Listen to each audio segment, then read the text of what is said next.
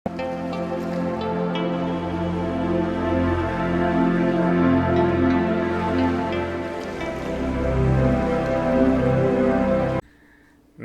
दोस्तों। Divine answers bye Hitesh की series के 8वें एपिसोड के अंदर आप सभी का बहुत बहुत स्वागत है।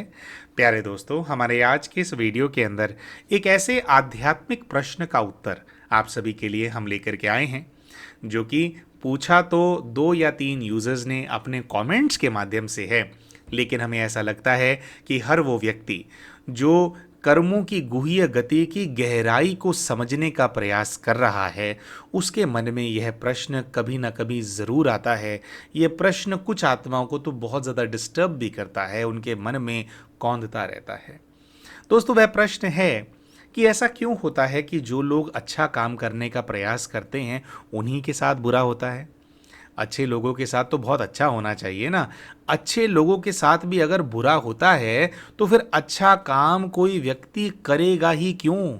क्या आवश्यकता है अच्छा काम करने की भाई?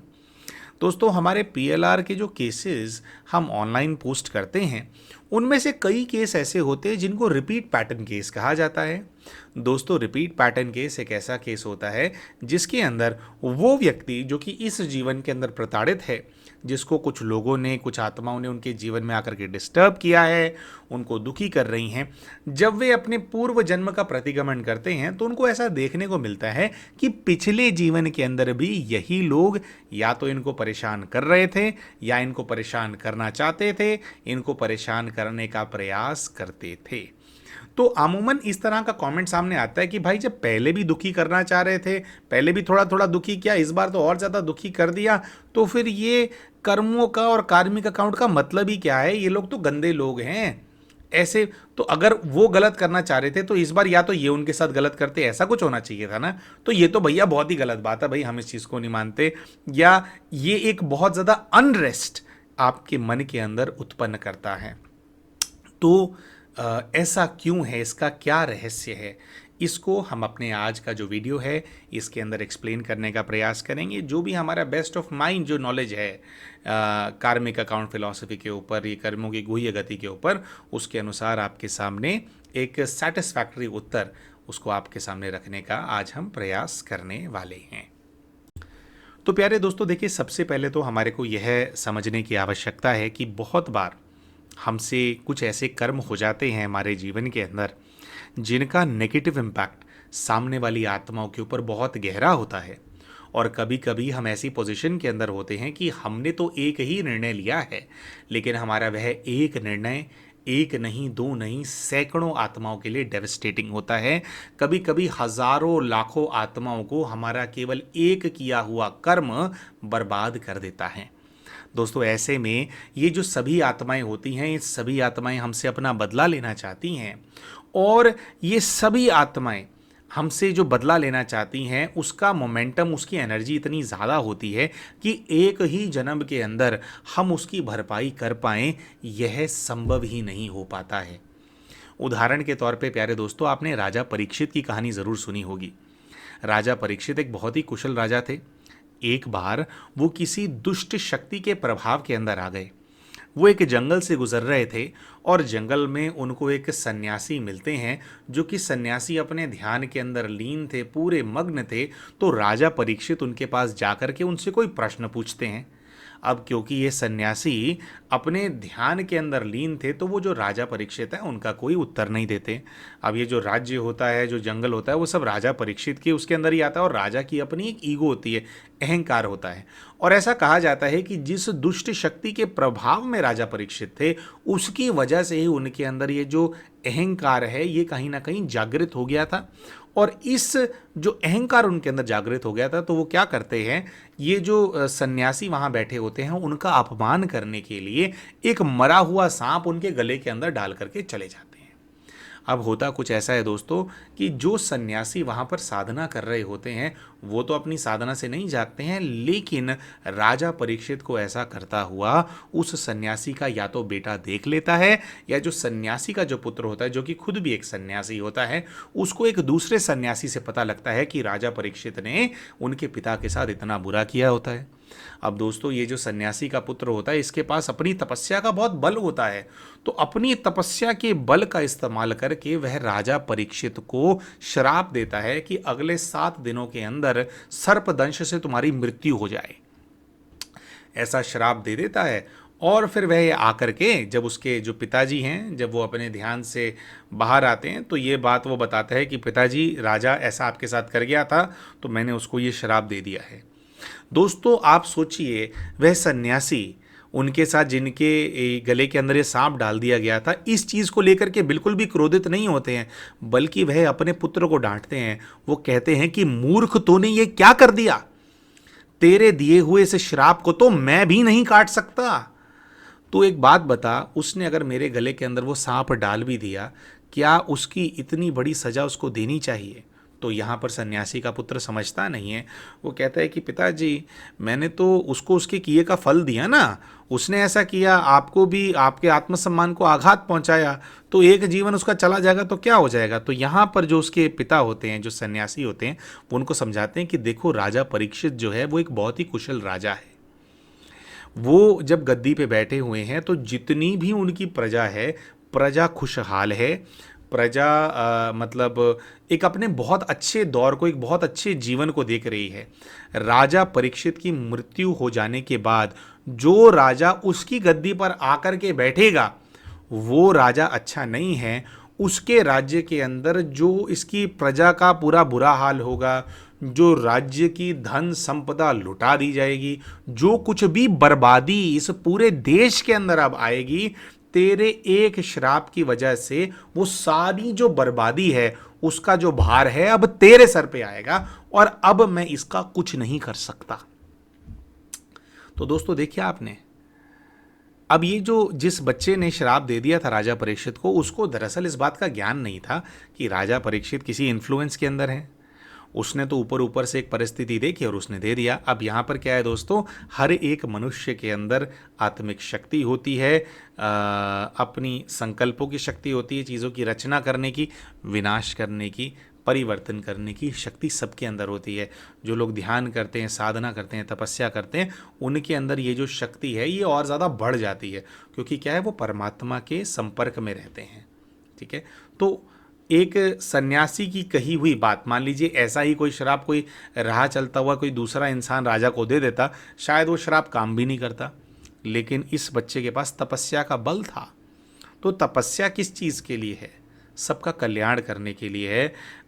थोड़ी सी इन्फॉर्मेशन आपके पास आई, आप गुस्से में आग बबूला होकर के आपने अपनी सिद्धि का इस्तेमाल एक ऐसे कार्य के लिए कर दिया जिसमें आपको तो लगा कि एक ही मनुष्य के ऊपर इम्पैक्ट आएगा, लेकिन आपने तो लाखों का घर उजाड़ दिया। अब ऐसे में होगा क्या दोस्तों, ये लाखों आत्माएं जो उजड़ जाएंगी वो युगों युगों तक, जन्मों जन्मों तक आपका पीछा करेंगी।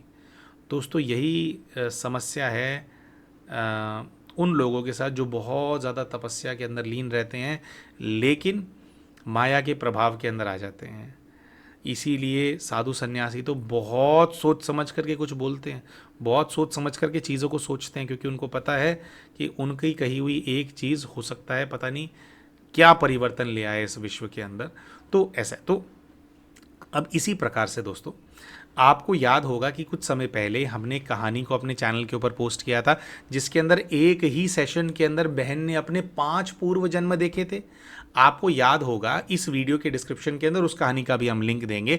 आपको याद होगा उसमें भी ऐसा ही हुआ था, पिछले जन्म में गए तो भी उन्हीं लोगों ने बुरा किया, उससे पिछले जन्म में गए तो भी उन्होंने बुरा किया, उससे पिछले जन्म में गए तो भी उन्होंने बुरा किया, लेकिन उससे पिछले वाले जन्म में जब गए तब देखा कि इन्होंने कुछ बहुत गलत किया हुआ था। और उससे भी पहले जब ऐसा देखा तो ऐसा देखा गया कि रोम के या मतलब ऐसे यूरोप के कहीं किसी बड़े देश के बहुत बड़ा कोई राजा थे और इन्होंने लाखों लोगों को उजाड़ दिया था उस जीवन के अंदर।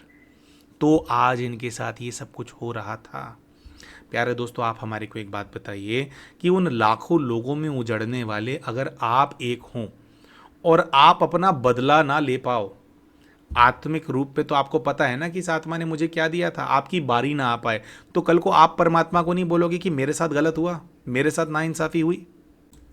इसके साथ साथ प्यारे दोस्तों, जैसा कि आप सभी जानते ही हैं, हमने पहले भी ये बात बताई है कि हमारे पास्ट लाइफ रिग्रेशंस के जो केस स्टडीज़ हम आपके साथ शेयर करते हैं ऑनलाइन, ये सारे केसेस एक ही बार ऑनलाइन पास्ट लाइफ रिग्रेशन करने से प्राप्त जो जानकारी होती है उसके बेसिस पे आप सभी के साथ शेयर किए जाते हैं। जैसे कि आपको याद होगा, हम कमेंट्स में हम ये बात भी कई बार एक्सप्लेन कर चुके हैं कि बिल्कुल एग्जैक्ट अगर नाम हमारे को निकालना है, बिल्कुल एग्जैक्ट अगर हमारे को डेट निकालनी है, पास्ट में कौन सा डॉक्यूमेंट आपके सामने था, एग्जैक्टली क्या आईडी थी, ये सब कुछ अगर हमारे को निकालना है तो उसके लिए तो कई बार 5, 6, 7, 8 बार PLRs करने होते हैं।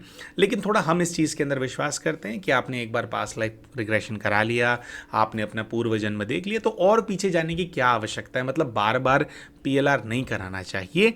दोस्तों, हमारे को पूरा विश्वास है कि रिपीट पैटर्न केसेस के अंदर भी अगर बार बार PLR किया जाए तो और अगर पीछे जाएंगे तो उसके अंदर कोई ना कोई चीज़ें ऐसी ज़रूर सामने आएंगी जिसमें इन्होंने, जो कि आज किसी प्रकार का दुख झेल रहे हैं, उनसे कुछ ना कुछ गड़बड़ हो गई थी।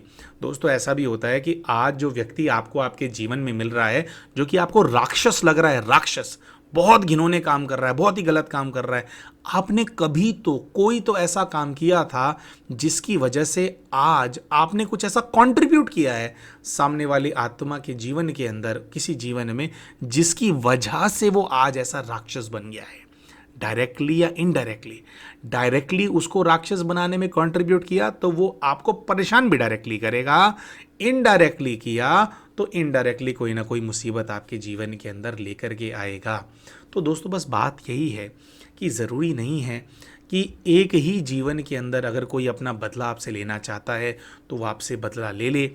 कई बार बदला, जीवन जन्म कई हो जाते हैं लेकिन सामने वाली आत्मा का बदला पूरा नहीं हो पाता। अब यहाँ पे प्यारे दोस्तों बात ये आती है कि भैया हम ध्यान साधना फिर करें क्यों। जैसे कि ये अभी हमने वो दुबई के शेख वाला केस भी डाला था, उसमें भी कमेंट आया हुआ है कि अरे भाई, ध्यान साधना तो करती है बहन, फिर इतनी परेशान क्यों है। जब ध्यान साधना करके भी परेशानी रहना है तो फिर ध्यान साधना हम क्यों करें, परमात्मा को हम क्यों याद करें। तो थोड़ा सा इसी जो पुराना वाला प्रश्न है उसी के साथ ये जुड़ा हुआ था, तो उत्तर के साथ इसको फर्दर हम एक उदाहरण के साथ आपको समझाते हैं और एक्सटेंड करके इसको एक्सप्लेन करने का थोड़ा प्रयास करते हैं।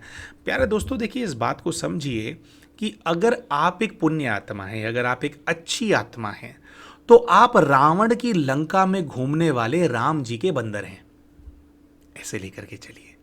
रावण की लंका क्या है, रावण की नगरी क्या है, आप चारों तरफ देखो, जो दुनिया है, जो ये घोर कलयुग अभी चल रहा है, ये सब रावण की नगरी है, रावण के साधन है चारों ओर। और रावण के राक्षस आपको ज़्यादातर लोग दुनिया के अंदर नजर आएंगे, अच्छे लोग कम हैं, और रावण के जो राक्षस हैं उसकी जो सेना है वो बड़ी है।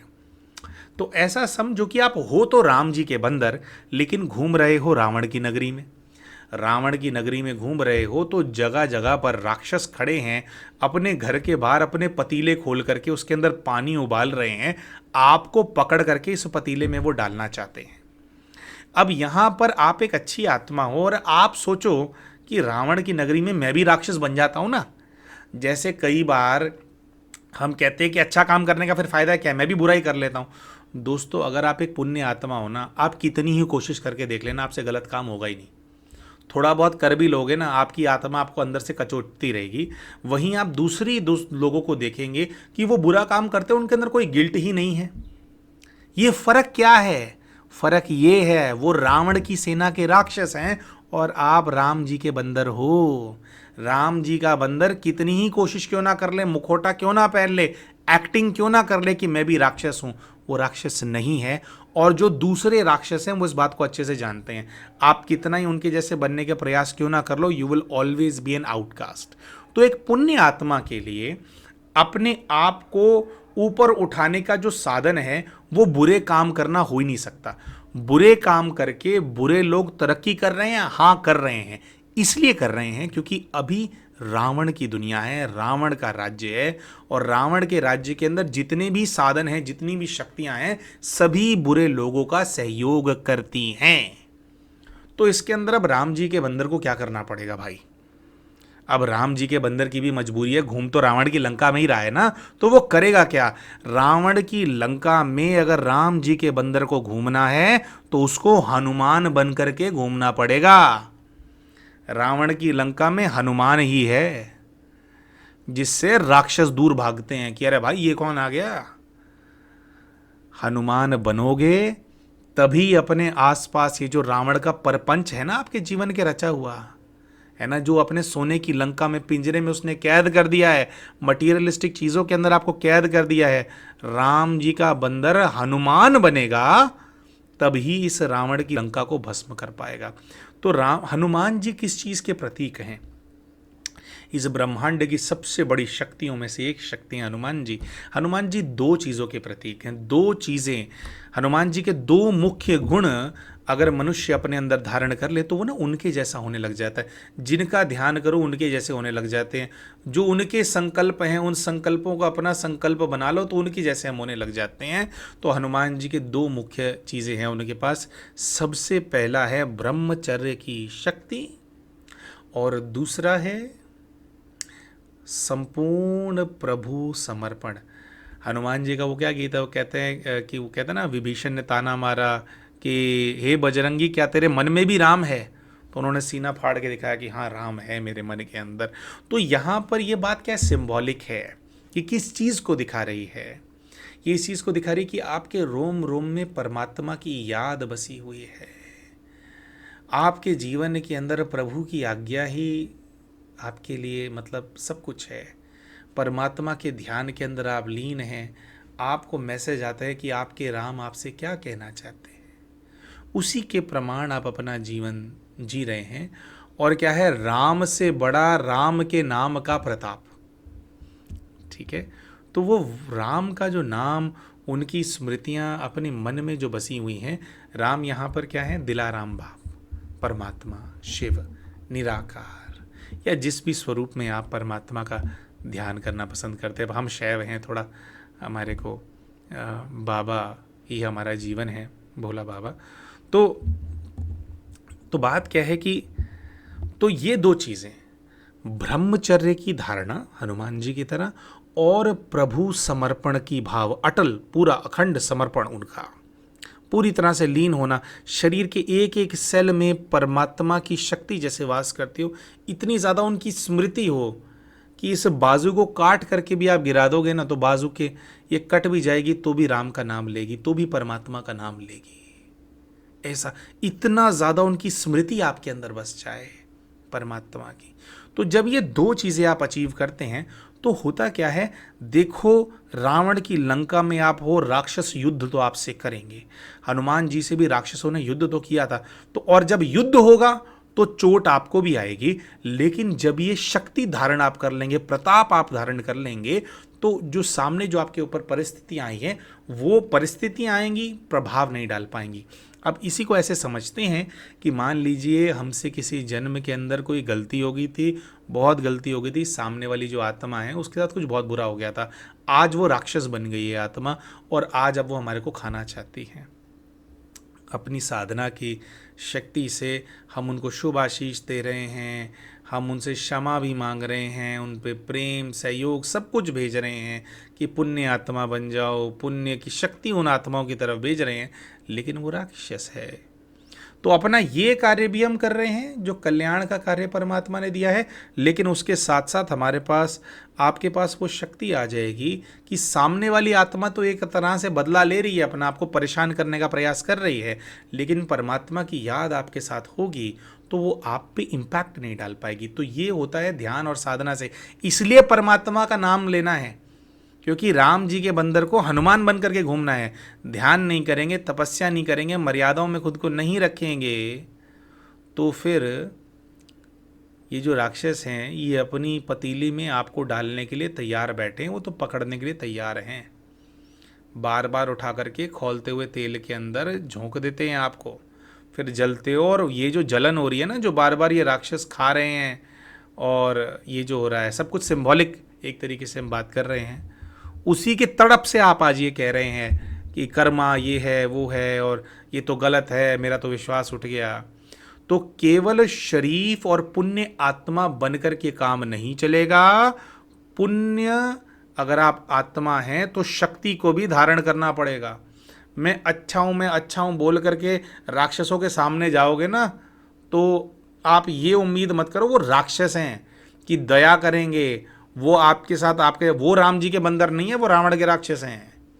और अभी रावण राज्य है, इसीलिए तप के बल से ये भी तपस्वी प्रयास करते हैं कि रावण के राज्य को समाप्त करना है और राम राज्य को लाना है। तो आप अच्छी श्रेष्ठ आत्मा है, अपने कर्तव्य को समझिए। अच्छा, ऐसा भी है देखिए, क्योंकि आपसे कुछ गलती हो गई थी और आज आप तपस्या कर रहे हैं, तो आप ये एक्सपेक्ट नहीं कर सकते कि जो आपने गलत काम किया था वो आपके सामने नहीं आएगा। गलत काम सामने ज़रूर आता है, लेकिन जब हम पुण्य करने लग जाते हैं, हमारी दुआओं का खाता बुलंद हो जाता है, तो सामने से तो बुरी शक्तियाँ आती हैं आप पे हमला करने के लिए, लेकिन आपका जो पुण्य होता है, जो दुआएं होती हैं, जो आपने कमाई होती हैं, वो बीच में आकर के खड़ी हो जाती हैं कि आप आए हो इसका अहित करने के लिए, लेकिन हम अहित करने नहीं देंगे। तो वो अपना बदला भी ले लेती हैं, अपने एफर्ट भी लगा लेती हैं, और ध्यान साधना में रहने से इन सब चीज़ों का आपके ऊपर इम्पैक्ट भी नहीं होता है, या होता है तो कम होता है। क्योंकि युद्ध में चोट तो सबको लगती है भाई। राक्षसों से युद्ध होगा तो चोट तो हनुमान जी को भी लगेगी, लेकिन हरा नहीं सकते ना आप उनको, ऐसे है। ठीक है जी। तो हम आशा करते हैं प्यारे दोस्तों, पूरी भावना के साथ, प्रभु समर्पण के साथ हमने आपके इस प्रश्न का उत्तर देने का प्रयास किया। हम आशा करते हैं कि किसी भी प्यारे भाई, किसी भी प्यारी बहन की भावना को हमने चोट नहीं पहुंचाई होगी, बल्कि हमारे प्रश्न के उत्तर से, आपके प्रश्न के उत्तर से आप संतुष्ट ज़रूर हुए होंगे। और भी कोई प्रश्न ऐसे आपके मन में आते हैं तो आप अपने कमेंट्स के माध्यम से हमसे ज़रूर पूछ सकते हैं। हमारे वीडियोस अगर आपको पसंद आते हैं तो वीडियोस को लाइक ज़रूर करें। चैनल अभी तक सब्सक्राइब नहीं किया तो चैनल को सब्सक्राइब भी कर लें, और कमेंट करके बताएं कि हमारे एक्सप्लेनेशन में आपको क्या अच्छा लगा। मिलते हैं आप सभी के साथ अपने अगले वीडियो के अंदर। तब तक के लिए नमस्कार।